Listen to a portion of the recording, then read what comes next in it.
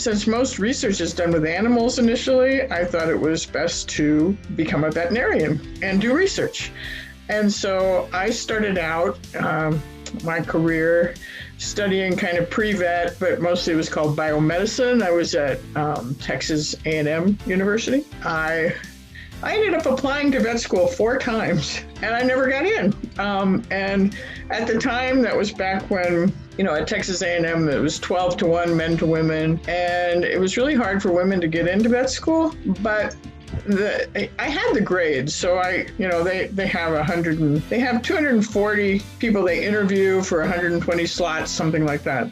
And every year you could go back and find out why you didn't get in. And I would go back and they told me, well, we don't really see that we can justify putting somebody through vet school who is not going to practice veterinary medicine because it's a lot of money and we need vets. And so my last time I applied, my brother said, well, don't be stupid. Just tell them you want to be a large animal vet in a small town in West Texas. And so that's what I told him. But it was the same committee I had the year before. So they knew I was lying. So anyway, I pursued this route instead by getting a master's in biochemistry. And then I got on an NIH training grant at Vanderbilt University for a PhD in pathology. And I started studying cancer. And so I was working with some premier people in the country on breast cancer research at that time. But I got married, and that's a wonderful thing. But my husband couldn't find a job anywhere in the Nashville area. And he found a job at Texas Tech that was willing to do all kinds of things to help him stay in the country, because he's from the Netherlands originally, and he came here on he had a homestay. He came here on a Fulbright Hayes scholarship, and he had a 2-year homestay requirement that he had to go back to Holland. But because he was married, he didn't want to go back. So we actually first tried to argue with immigration, and they said, oh, well, no, we have a good relationship with the Netherlands. She can just go study in the Netherlands. And I'm like, okay, I don't speak the language. That's going to be kind of hard. But anyway, they allowed, Texas Tech was willing to go through all the work to say that they needed him and they couldn't find, a citizen to do the job they needed him to do. So anyway, he got a job at Texas Tech, and I initially continued this split thing. So we got married and I went back to Nashville and he went to Lubbock, Texas. And we did that for a year and a half, and that became not very nice. And I looked into transferring to Texas Tech. And so they didn't have a degree program in pathology. At the time, nobody was working on cancer, but I transferred anyway.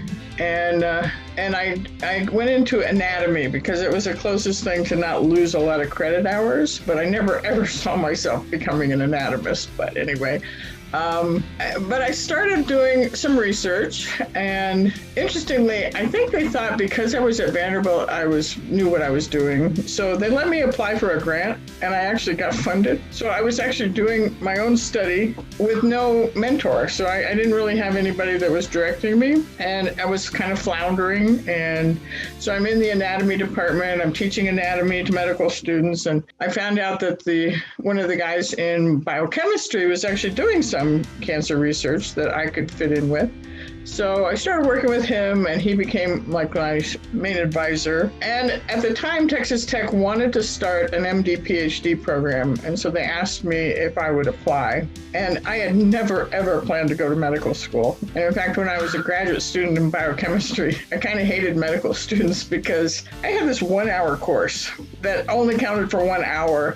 And medical students would come and really argue with me about if I gave them a B, it would ruin their chance to get into medical school. And I needed to give them an A, and I just thought there was something wrong with that. But anyway, I wasn't really happy with what I was doing. And so I said, sure, but I didn't think I could get into medical school because I couldn't get into vet school. But of course, I got into medical school. And the interesting thing is, actually, like the week I got into medical school, I got a letter from Texas A&M Vet School saying, we now see the need for veterinarians in research. Please apply. But anyway, I started doing a really interesting research project. I've worked with thousands of rats and mice, and I still was really struggling in the fact that I had a committee that really couldn't agree on anything, because what had happened when I got into medical school I learned so much stuff I didn't know, and I really became fascinated. And so I learned about endometriosis, which is very similar to cancer in the fact that it metastasizes all over the body, but it doesn't kill you. And so I started actually doing a research project with endometriosis. So my research was in OBGYN. My major professor was in biochemistry, but most of my committee was from anatomy. I was the only female on my committee, and they basically seemed to argue all the time.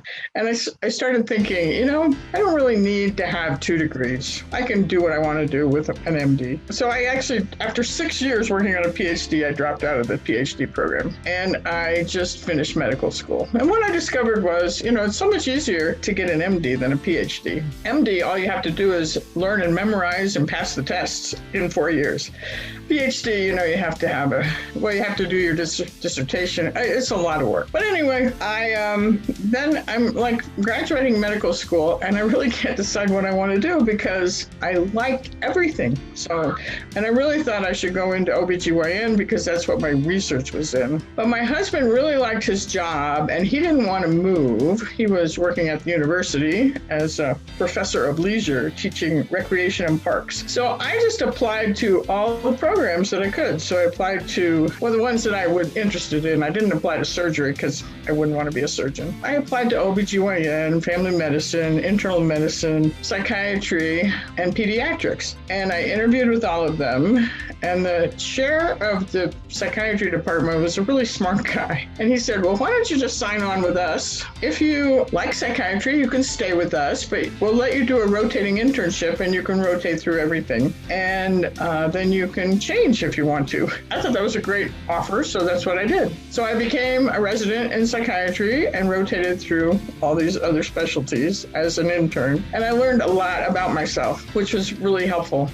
Because when I was doing OBGYN, which I thought what I really wanted to do, I discovered I get bored really easily. And the intern thing that, the surgical thing that you did as an intern, you learned how to do, were tubal ligations. So the senior resident taught me how to do one, and then I had to start doing them. And then I found out, this is the exact same operation over and over and over again. It doesn't matter whether it's an old person, a young person, a fat person, a thin person. And, they're out when you're doing it, so you're not really talking to them. And I thought, well, no, I really want to do the big cases. So as an intern, you only get to scrub in and retract. And so in the big cases, like cancer cases, I got to observe. And then they would leave me to finish, to close. So I have to be with the surgical tech and finish sewing up the body. And I'm flashing back to my childhood where I was a tomboy and my mother really wanted me to be a girl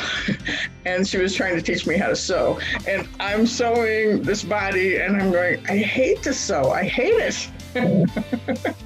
So I was really grateful about that experience, that I learned that this is not really what I want to do. And the rotation for psychiatry as an intern was chemical dependence on the inpatient unit to treat chemical dependence. And I had never had an experience with that. I had no family history. I knew nothing about addiction. I just, my view was of the Skid Row drunk on the sidewalk. But I loved it.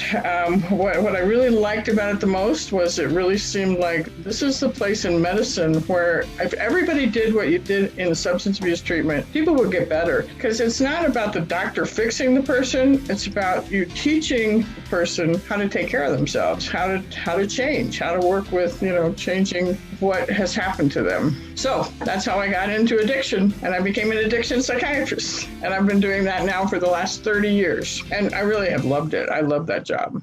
Well, for the last 20 years, I've been the medical director for the CIRCLE program, which is a 90-day inpatient treatment program funded by the state of Colorado for dual diagnosis. It's for people who have failed everything else. And that was a phenomenal program. I mean, it still is. It's just when I came here, it's a whole nother story about me. When I first got into this field, like I said, I think it was beneficial that I didn't really know anything about addiction. And so in my first job, right out out of residency, I'm running a treatment program in Texas, and I couldn't believe that everybody's smoking. And so I said to the counselor, "Isn't that addictive?"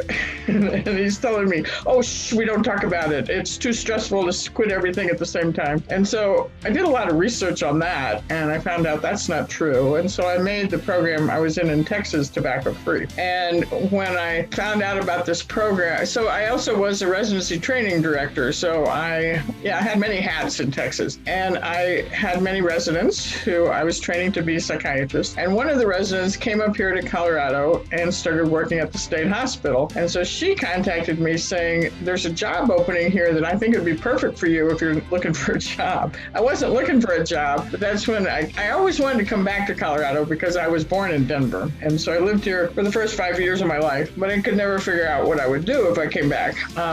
Because like right now I live in Salida, and that's where I wanted to live, but I didn't want to be the only psychiatrist. So I interviewed at this state hospital job, which is like a phenomenal program that doesn't exist anywhere else in the country. It's, like I said, 90-day inpatient funded by the state of Colorado. And when I came, they wanted me, but I also told them, I only want to come if I can make it tobacco-free. And the superintendent at the time was really supportive of that because he had wanted to make the entire state hospital tobacco-free. This is back in 1998.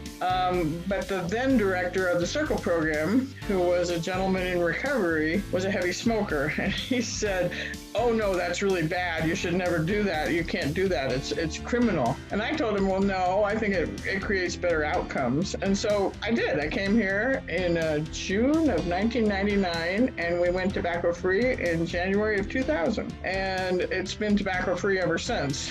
And that was probably one of the best things we ever did. And it really helped a lot of people recover and stay recovered. We have really good outcomes. But in the last 5 years, I've seen worsening problems with marijuana, like really bad. And I was trying to get people's attention about that, but nobody was listening to me. And so in 2018, I think that's what, they closed the program at the state hospital. That was mainly because they were in trouble for not having enough staffing in the forensic division, and so they closed my program to take my staff, which was not a good idea because the staff liked working in this program, so they just quit. There was a really groundswell movement because this is a very good program. It got opened up again, but it was in the community. So it opened up in Crossroads in Pueblo, and I continued to be the medical director there. And the legislature thinks so highly of the outcomes that they actually funded 2 more programs. So there's one that's opened in Grand Junction and one that will open in Fort Collins. I actually retired from that job in April of 2020, mainly to spend more time educating people about marijuana, trying to get people's attention. And I actually have been very successful doing that, working with several groups like Smart Colorado and Blue Rising, which is an organization that is a lobbyist kind of firm. And we're actually introducing a bill this session to try and address some of the regulatory issues. But I also have kept my job at Pueblo Community Health Center. So I still see patients via telehealth. So it's in Pueblo, but I'm sitting in Salida doing that. And every week I see people with problems with the high potency THC.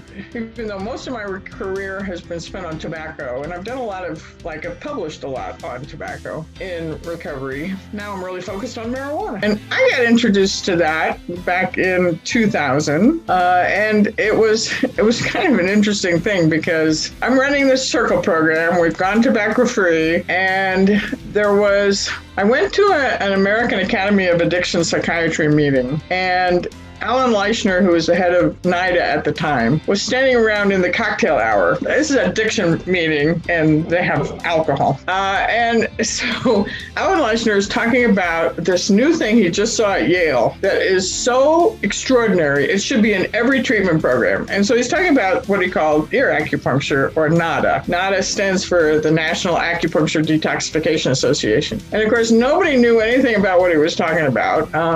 But he was saying that they've got this thing that they're using, and it's really helping people.